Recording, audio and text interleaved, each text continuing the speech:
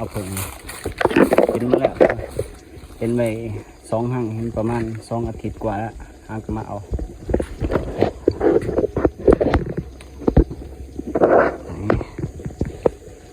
ประมาณ10 เมตรนี่แหละ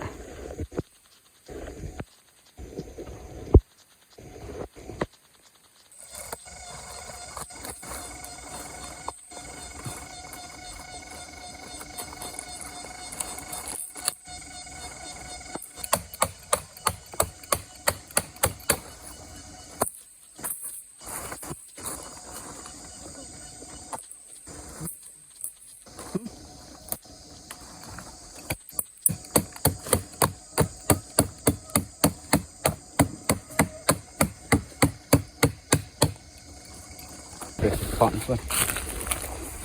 ไปยังมาละตายที่นั่นแหละ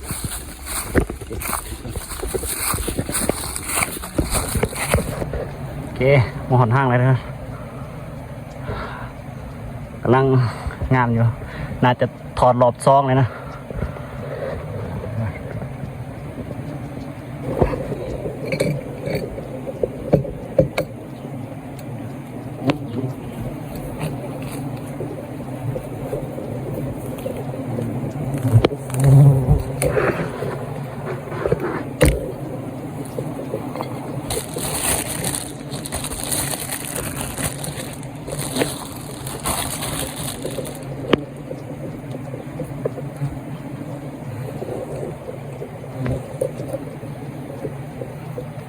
เกสรบ่มีนะ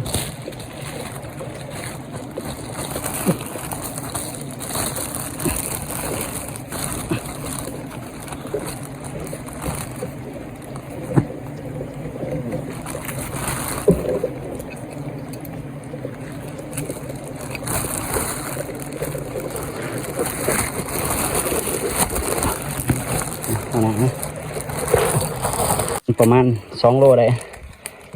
ขนาดน้องประมาณ2 โลเนาะได้2 โลย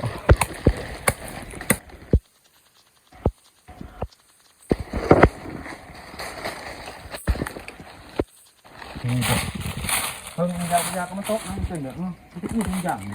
อะไรข้าวบุจักเนาะแม่นดิห่างมันเอาตัวขนาดว่าดิยังนี่นะดับ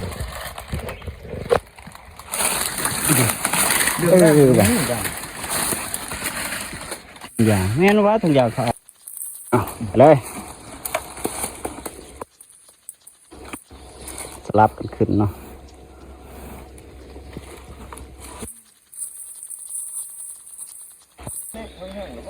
ฮะเขาขึ้นเอาแล้วเนี่ย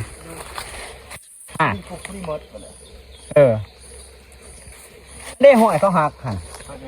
เขาหักงาใหม่ที่ถึงเฮ็ดไหม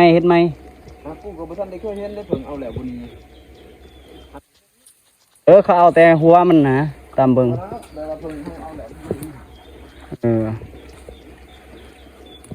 เพิ่งห้างนี้เขาเอาไปได้รอบหนึ่ง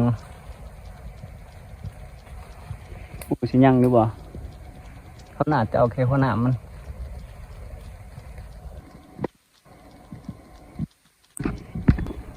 โอ้โหรอบ2 งามเนาะฮะ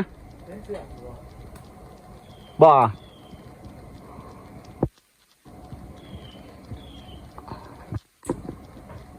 โอ้มันซีเมนต์มันเห็ดใหม่หน่อยเนาะมันโมนี่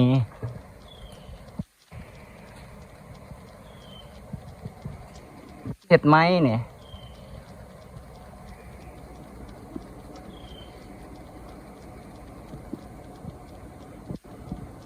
โอ้งามอยู่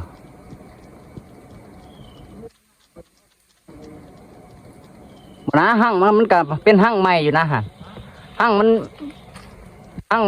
เก่ามันอยู่หม่องค้ามึงน่ะเพราะน่ะมันอยู่ตามหั่งพี่เห็นว่างอนเบื้อง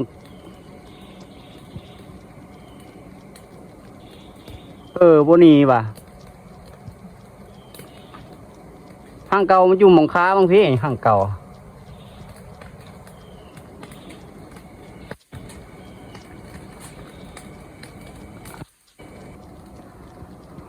ก็จะมีปัญหานิดนึงเนาะกล่องก็มีปัญหานิดนึงนะ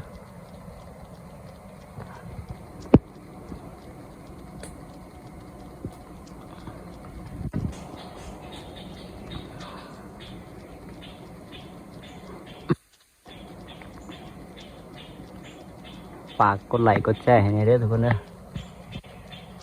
จะเป็นกำลังใจคลิปต่อไปนะ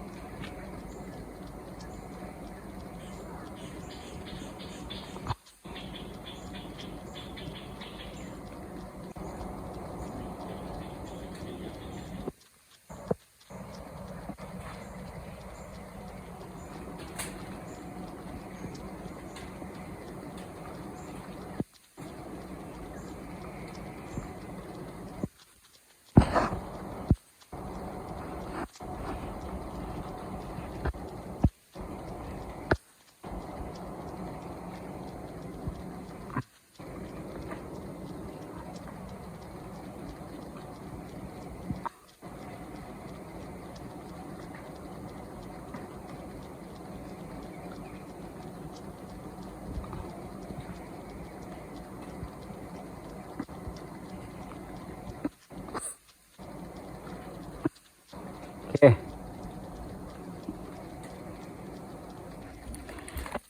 ฝั่งนี้เขาเอาไปแล้วรอบหนึ่งแต่ว่ามันยังบนนี้